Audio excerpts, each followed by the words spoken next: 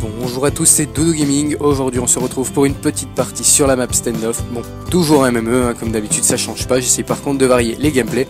Donc la partie est courte, c'est 4 minutes 53 et comme le titre l'indique, encore une fois, nucléaire ou pas. Donc j'ai pas mal de parties comme ça, nucléaire ou pas. Je vais pas toutes vous les mettre parce que je pense qu'au bout d'un moment ça risque d'être gavant. Donc je vous en remettrai peut-être encore une ou deux. Et j'arrêterai, je remettrai des autres vidéos. Donc là, cette partie-là, je vais la jouer à la PDW silencieux poignée ergonomique. Donc en atout, j'avais poids léger, fantôme, robustesse, dextérité et masque tactique. Alors pourquoi fantôme silencieux sur ma PDW, tout ça? Pourquoi pas comme d'hab poignée ergo canon noir? Quand je joue solo, du moins au moins sur ce compte, je me fais toujours des classes avec fantôme silencieux et d'autres sans. Ça va dépendre des joueurs en face et des joueurs avec moi. En gros, j'en ai marre par exemple de tomber avec des mecs qui font du 1,35 et du coup vous perdez à cause de ce mec alors que vous avez fait tout le boulot. Et du coup, quand on tombe avec ce genre de mec, bah on se tape généralement une défaite et en face il y a plein de drones et donc pour éviter les drones, bah je mets fantôme pour me débrouiller parce que je joue solo. Donc là c'est une partie que j'ai fait tout à l'heure. Donc comme vous pouvez le voir, je commence à récupérer mon shoot petit à petit. Pas en plein mais je commence et donc je vais rouvrir deux petits débats que j'avais fait. Donc tout d'abord la chance sur les JV, j'en avais déjà parlé un petit peu mais là je vous en reparler dans le sens où en comptabilisant tous mes comptes je dois avoir 5 nucléaires et je dois avoir une cinquantaine de brutales et une centaine d'implacables. C'est là quand même où on voit que d'un côté ça me fout les boules dans le sens où j'aurais pu faire pas mal de nucléaires, mais d'un autre je m'en fous parce que les nucléaires je les tente pas tant que ça. Enfin je les tente en fait quand je suis en série, genre quand j'arrive à 15 kills à la suite là je vais vouloir la faire. Mais sinon je m'en tape. Je commence pas une partie en me disant allez je fais une nucléaire direct, je m'en fous. Mais c'est quand même pas mal le taux de pas de chance que j'ai à ce niveau là. Je vous montrerai un jour, je vous ferai un total de toutes les implacables brutales que j'ai et des nucléaires que j'ai. Vous allez rigoler. Et l'autre débat que je voudrais rouvrir, que j'avais je crois déjà ouvert si je me rappelle bien, lui je sais pas ce qu'il faut. Il est là, il y a un allié à côté, ils se touchent pas, ils se font rien. C'est la différence entre AR et SMG. Alors tout le monde m'a dit, enfin je l'avais pas mais on m'a souvent dit qu'au début du jeu les SMG étaient plus elles étaient complètement OP comparées aux AR. Et moi je tiens à dire que maintenant, au jour d'aujourd'hui, après toutes les mises à jour et maintenant que je joue à ce jeu, je tiens à dire vraiment l'inverse. Dans le sens pour moi, l'AR c'est devenu un peu OP et la SMG c'est devenu un peu plus dur à utiliser. Pourquoi je dis ça? Dans le sens où avant je jouais toujours AR et je suis passé maintenant à jouer SMG. D'ailleurs j'ai un meilleur shoot à l'SMG mais dans certaines parties je galère bien plus à la SMG qu'à l'AR.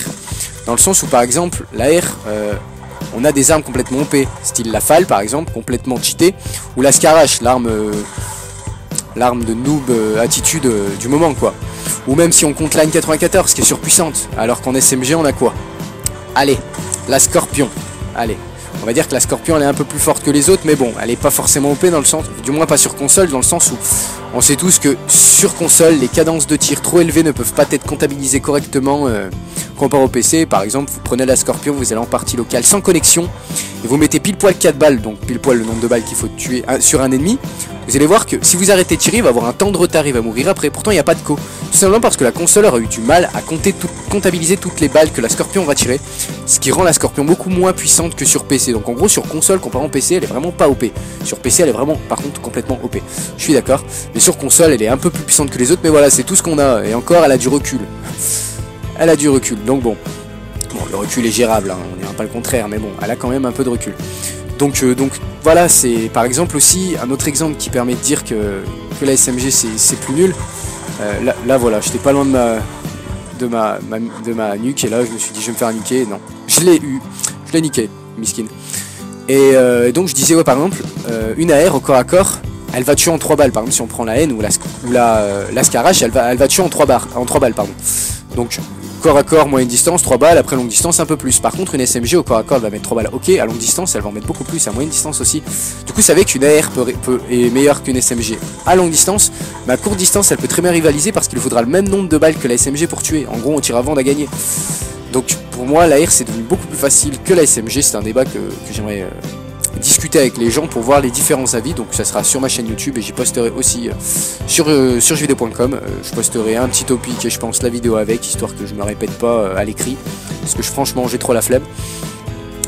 Donc voilà, le gameplay est déjà bientôt fini, donc je vais vous reproposer encore un nuke ou pas, enfin nuke fail ou pas, ou nuke ou pas, je sais pas, on verra. Et ensuite je vous mettrai quelques parties que j'ai fait voilà, le tir au jus de la PDW est complètement dégueulasse, il n'en a pas pris une.